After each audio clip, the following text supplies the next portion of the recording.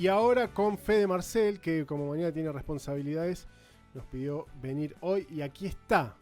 Al final no tenés un día fijo. No, ¿Viste? es mutable. Sí, Está bien, pero viste, la realidad nos obliga a reacomodarnos constantemente. efectivamente, así No es. es todo tan lineal como parece. No, No. está todo zarpado en líquido, así que, Líquido. como decía Bauman, está zarpado en líquido, amigo. Todo Vos líquido. estás zarpado en líquido. La realidad líquida, es así. Bueno, ¿cómo estamos, Fede? Bien, ¿Todo tranquilo? Todo tranquilo. Bueno, ¿y hoy qué pasa hoy? Ayer fue un cliente a charlar Ajá. y estuvimos charlando un poco acerca de... De jardines ajenos, ¿no? De jardines ajenos. Ahí en Perón. Pasó, la gente pasa a charlar y a tomar café. Y... ¿Qué pasó? Antropólogo, Mira. el amigo, ¿no? Ajá. Y estuvimos charlando un poco acerca de la construcción identitaria. Porque ahora hacemos eso. Venís a tomar un café y charlas acerca de la creación identitaria del ser nacional a través de la literatura. Ah, la mierda. Oh. Así, No, porque podemos. Porque Bueno, podemos. aparte te va a visitar Olvidate. un paleontólogo, ¿viste? No sé. O sea, no No, pasa muy el seguido. paleontólogo no. Antropólogo. Antropólogo. Ah, antropólogo, perdón. Antropólogo. Paleontólogo también va porque cada tanto ¿Por pasa de qué mí. no? Ah, Claro. Está Así bien. que también. Bueno, y estamos charlando un poco acerca de eso. Y pensaba un poco en el escenario actual, digamos, de la literatura, ¿no? Y me acordé de una cita de Piglia, ayer charlando con él, en el cual Piglia decía que Borges era el último escritor del siglo XIX y que Roberto Arlt era el primer escritor del siglo XX, en la tradición argentina, ¿no? Ok. Entonces, mirando un poco esas dos semblanzas, lo que termino encontrando, estas son aseveraciones completamente subjetivas y personales, ¿no? ujú. Pero en estas dos tradiciones que eran contrapuestas y que venían de escuelas y de formaciones políticas y culturales como muy diferentes, Art venía de la calle, era un tipo no formado por la academia, Borges era un tipo que representaba más el status quo y cierta... vereda social, ¿no? De bien pensante, europeísta, ilustrada, y Art era un tipo que venía del periodismo callejero, formado con amigos lúmpenes y criminales. Los dos construyen narrativas. Y ahí. alcohol. Y alcohol, ¿no? Sí. Construyen esas narrativas. Creo que sobre esos dos modelos, el que termina triunfando, como bien decía Piglia, es Art. Ajá. O sea, cuando uno mira el escenario de la literatura actual, son mucho más tributarios la composición de Art en ese ser nacional. Que si vos agarras y mirás la obra de Art, es profundamente atravesada por una tristeza metafísica. Es tanguera en ese sentido. Claro, es ¿no? re tanguero. Es re tanguero Sí. Art, ¿no? El personaje es un personaje angustiado. Piensa uno en el personaje de Endorstein en Los Siete Locos, es un personaje de largos monólogos interiores, deprimido, donde la modernidad le ha pasado una factura en términos anímicos muy pero muy fuertes, Ujú. ¿no? Y ahí encontrás tal vez el vértice central de la discusión del ser nacional en la literatura, que es civilización y barbarie. Ujú. En esa tensión entre civilización y barbarie aparece la tristeza del tango en representación de la ciudad y de cierta nostalgia por ciertas libertades en la figura del gaucho, Claro, está bien. ¿no? Entonces eso es troncar en la literatura, en la literatura argentina, en el ser nacional. Y pensándolo en el escenario actual, también es una literatura que surge sobre los márgenes. Ujú. En ese caso, tanto Art como Borges salen de los márgenes. O sea, no, la literatura argentina se construye sobre los márgenes hacia el centro. Esto quiere decir, por ejemplo, que los personajes de Art surgen de la periferia en términos sociales, son criminales. No son bien pensantes, señores establecidos dentro del seno de la sociedad y ahí construyen su relato. Todos los personajes de Art son marginales. Y en ese caso son sobre los márgenes. Entonces es una literatura que se construye sobre ese margen. Ujú. Borges también tiene una operación similar, aunque su tradición sea diferente. Borges construye su tradición desde los márgenes de la literatura inglesa, pero de la B de la literatura inglesa. Él no dice Shakespeare en términos de representación, él dice Kipling, Chesterton, Claro. Stevenson, que son escritores que ahora son de la A, pero porque Borges los puso en ese lugar. A principios del siglo XX, eran escritores casi de folletín, de novelas de aventuras, de baja calidad literaria. Entonces Borges también construye desde ese margen hacia el centro, Ok. ¿no? Pero Decimos- mirando Europa. pero mirando Europa, pero sigue siendo un margen. Pero siempre, en ese sentido, la literatura se construye desde los márgenes hacia adentro. Podemos pensar, o sea, a mí se me ocurren como varios escritores hoy por hoy. Camila Llosa Villada, Villada, sí. por ejemplo, es un personaje también que construye desde los márgenes, Claro, claro. desde su experiencia como trans al seno de la literatura. Claro. Desde esa experiencia, que es una experiencia completamente de marginalidad, hacia el centro. Sí, que ahí hay una cosa de mucha vivencia personal. Completamente, en o sea, hay esa una, realidad, ¿no? hay una literatura del yo ahí, Claro. que eso sí es una cosa relativamente nueva. Ah, mira. Esa noción de la literatura del yo. Podemos pensar lo mismo en El niño resentido de César González, También. ¿no? Sí, habla casi de su experiencia también. Y también desde la marginalidad, Sí, un sí. tipo que pasó muchos años preso y que encuentra desde ese margen un centro a través de la educación pública, Ujú. ¿no? Y que termina copando mucho de esto. Hay figuras que tienen que ver con nuestra idiosincrasia, que tienen como mucho peso, que son arquetípicas. Podemos pensar en Diego Maradona, con la misma característica, Ujú. de los márgenes al centro.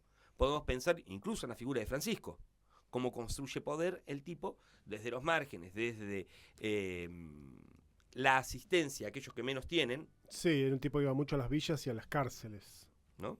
Claro, y ahí llega a ser arzobispo de Buenos Aires y después termina en Roma, ¿no? Y después termina en Roma siendo papa. Claro. O sea, de los márgenes hacia el centro. Ujú. Hay algo en eso que es el ser nacional que se manifiesta muchísimo en las escrituras. Pensaba un poco también en, ya lo hemos dicho creo en una serie de oportunidades, pero el escenario actual de la literatura, desde hace por lo menos 20 años, tiene mucha supremacía la figura de las mujeres.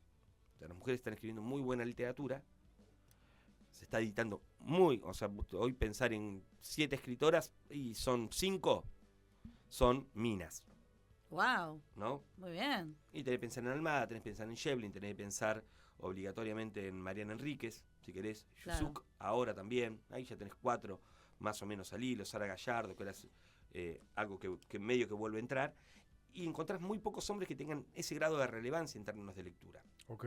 ¿no? Y cuando vos pensás en Shevlin, por ejemplo, o en Almada, lo que yo veo un poco en ellas es que todas escriben, el feminismo les terminó dando una plataforma dialéctica que les permite mixturar y hacer algo nuevo. Por ejemplo, cuando vos lees a Enríquez o a Shevlin, agarran desde el feminismo, no en términos de panfletarios, sino como una posibilidad de lectura. Yo ni siquiera lo conozco a Shevlin. Ah, Shevlin es excelente, es una gran escritora. Ujú. 7 casas vacías, Kentucky, tiene El buen mal. Todas, Ujú. es una excelente cuentista. Pero ¿y a qué te referís con que agarran el feminismo como una posibilidad de lectura? Lo que les da es una plataforma dialéctica de una lectura de características sociales. Pensemos en cualquierismo, Sí, o sea, o cuando sea, vos sos Analiza una realidad social desde esa mirada. desde esa mirada, Está bien. ¿no? Como cualquierismo, en términos de teoría. El peronismo lee desde determinado lugar, el liberalismo lee las sociedades de determinado lugar. Son una serie de lecturas, de teorías, que a vos te permiten cierto análisis parado sobre ciertas estructuras de pensamiento, Sí, está bien. ¿no? Cuando ellas lo hacen desde la ficción, lo hacen desde el feminismo, permiten mixturar, por ejemplo, elementos del terror. Y ahí inauguran un ciclo nuevo.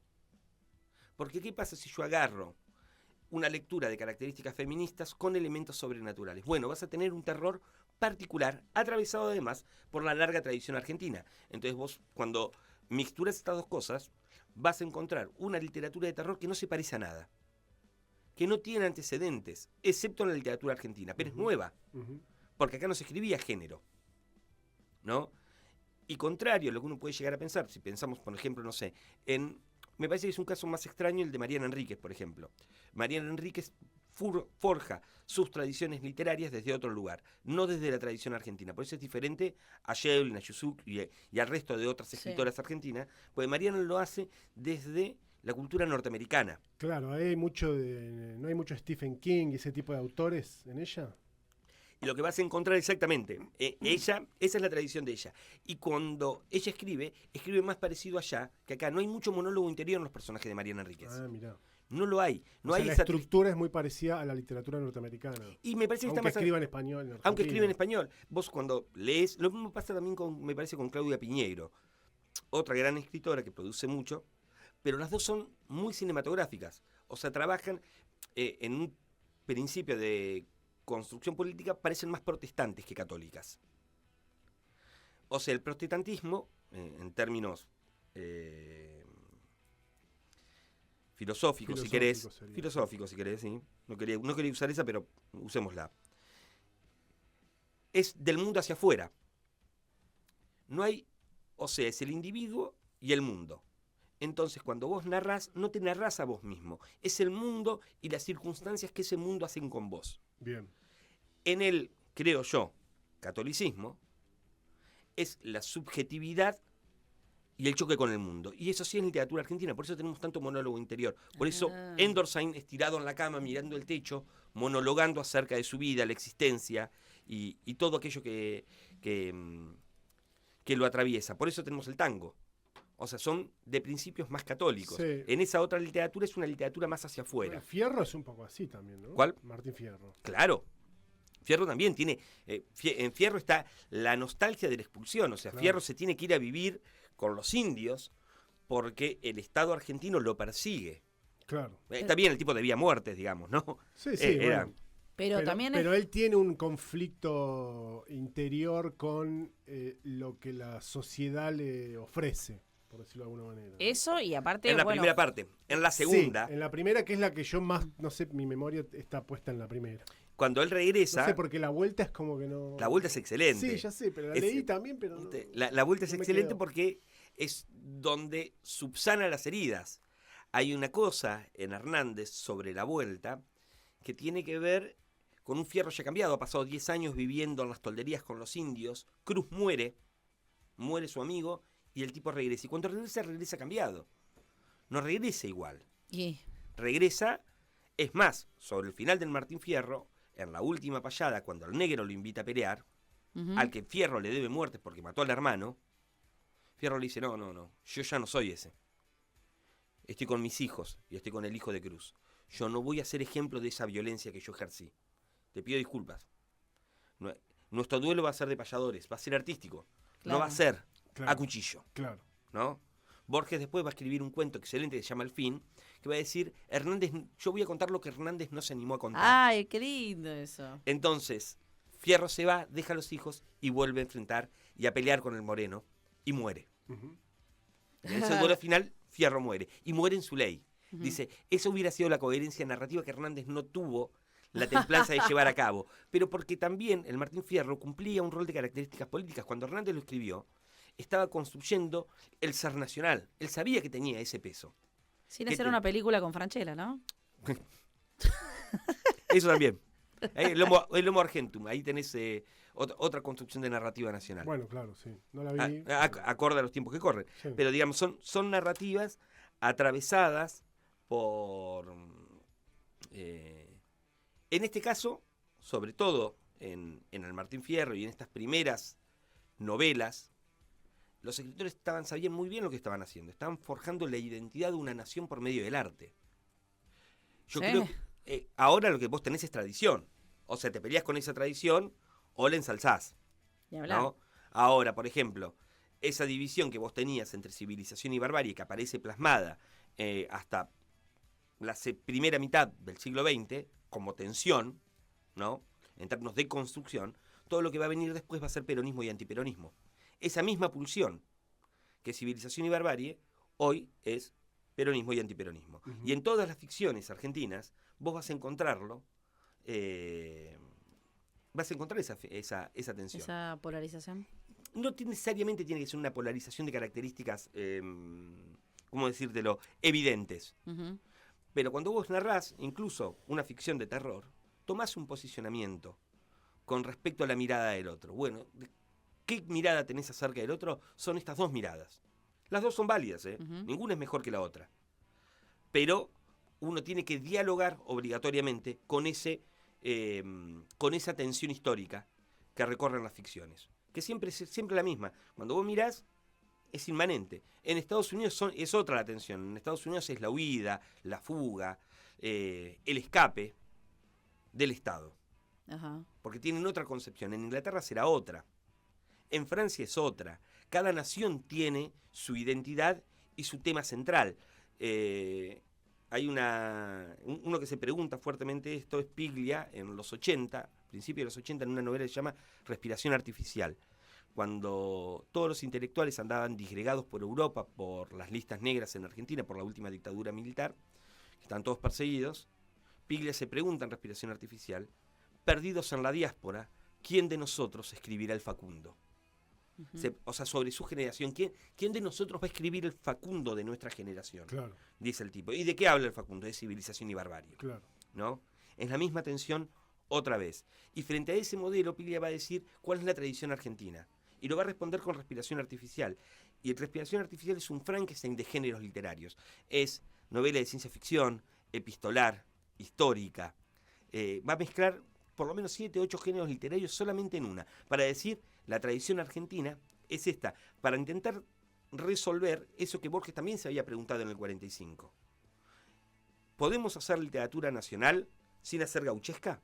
Claro. Y la respuesta de Borges es, en el Corán no hay camellos.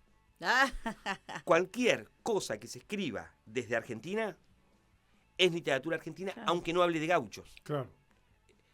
La pregunta que Piglia se va a hacer 40 años después con respecto a eso es volver a esa tensión nuevamente circular. O sea que todas las generaciones de escritores intentan responder esa pregunta. Lo sepan o no lo sepan, consciente o inconscientemente. En la tradición argentina está eso. Ujú. Si leen literatura argentina y escribir literatura argentina, es inmanente. ujú. Está atravesado por eso. Y a mí siempre me parece que es una linda manera de acercarse a la literatura. Leer entendiendo que por ahí estos principios aparecen en las obras que leemos. Porque son puntapiés que te permiten otras lecturas posibles. Claro. Fede, hablaste de, Borges, Arlt, Schweblin, Mariana Enríquez, Piñeiro. ¿A quién más podés, si escribe desde acá, escribe literatura argentina, digamos, pero ¿a quién más podrías recomendar en esa lógica también de incorporando la cosa de escribir de la periferia hacia el centro? Y podríamos pensar, por ejemplo, en Nievas, que es un joven escritor que ahora Caja Negra acaba de sacar un libro súper interesante que se llama Ficciones Gauchopunk. Mirá. Ficciones Gauchopunk. Son 2 novelas de él del 2012 que ahora están reeditadas por Caja Negra en su circuito de ficción. O sea, no son nuevas. No las son obras. nuevas, no son nuevas. Él tiene obra nueva ahora, muy interesante, pero estas son obras que escribió cuando era más joven, Mirá. hace varios años, reeditadas ahora. Una de las ficciones se llaman Sueñan los ñandúes eléctricos con... No, sueñan los gauchoides con ñandúes eléctricos, haciendo la referencia a Philip Dick. Claro. Sueñan los androides con ovejas electrónicas, Sí. ¿no? Y son una serie de historias futuristas donde vos podés comprarte tu gaucho robótico, Ok. tu androide, que va a ser un gaucho. Y lo podés... Entonces, él toma elementos del cyberpunk dentro de la tradición argentina, que es lo mismo un poco que hace el feminismo cuando trae el terror. Son plataformas dialécticas que permiten construir algo nuevo, con una tradición, pero siempre desde el margen, porque no es lo académico, no es Sí. lo que está ocurriendo. Yo me paro desde acá para construir hacia el centro, Claro. ¿no? Y ahí aparece la novedad. Y hay una pregunta que suele también atravesar y que me parece que es interesante. Es ridícula la cantidad de buena literatura que Argentina produce. Ridícula.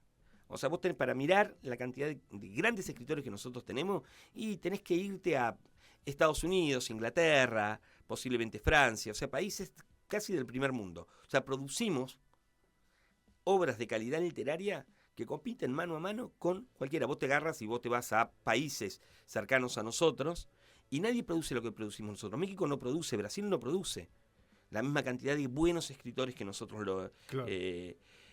producimos tantos buenos escritores como buenos jugadores, ¿no? ¿Por qué tenemos tantos grandes jugadores? Y bueno, porque tenemos en ese caso, supongo yo, una respuesta sería, pues hay potreros en cada barrio, Ponele. ¿no? Sí. Puede ser Sí. una respuesta posible. ¿Por qué tenemos escritores de semejante calibre? Y yo pienso un poco en la experiencia de César González y digo por la educación pública, Ujú. que iguala, ¿no? Y que da posibilidades Claro. por fuera de los circuitos académicos, Sí. que hace que personas que Sí, no tal vez es necesariamente... parte también de nuestra constitución, justamente hablando de esto de lo También. nacional, ¿no? Pero también la educación pública lo es. Claro, lógico. También sí. forma parte Bueno, de eso, ese, ¿no? tal cual. Porque pienso que pienso, no sé, tal vez en la experiencia de Chile, que tiene grandes escritores también, pero muchísimo menos, ¿no? También Ujú. es una población menor. Sí. Pero también tiene una educación completamente privatizada, Sí, sí, mucho más que- restrictivo. completamente restrictiva. Entonces tenés poco margen Claro. para la formación, ¿no? Tenés que poder acceder, tenés que poder garpar eso. Claro. Entonces es la élite la que termina escribiendo el ser nacional. En Argentina la escribe la gente de a pie, Ujú. porque tiene acceso, tiene posibilidad. No somos... Qué no detalle no menor, ¿no? No, por supuesto, No, claro, Claro, claro. claro. Bueno, esas No es una élite la que narra el país. 150 años de educación pública, laica, gratuita, tuvieron su efecto, digamos. Tuvieron Sí, ese claro. efecto. Que es particular. Está en- No es mejor ni peor, digamos. Es No, es no. particular. Está en crisis en las últimas décadas. Bueno, Por completo. ya saldremos de ahí. Por qué sé yo, completo. en algún momento lo resolveremos. Por completo. Pero es cierto que tiene una característica la Argentina en eso que los países de la región no tienen. Sí. Sí. Bueno, Fede, espectacular. Gracias. No, por favor, chicos. Fede Placer. Marcel, la columna de Jardines Ajenos. Recuerden, Teniente General Juan Domingo Perón, 208, prácticamente Perón y Cuánip.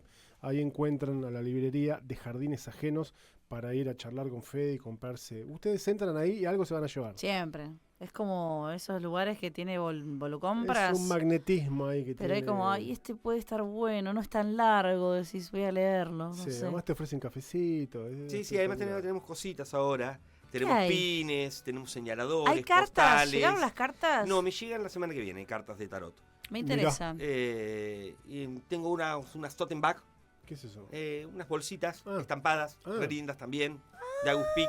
Mirá que. Tenemos rompecabezas, Opa, ahora también pero todo local, Todo local. Me Todo encanta. local, todo de local. gente que hace acá. Sí, de todos mirá. emprendedores y artistas y diseñadores locales con un montón de cositas re lindas. Bueno, qué bueno. Gracias, Fede. Un placer, chicos. Fede Marcel, la columna de Jardines Ajenos.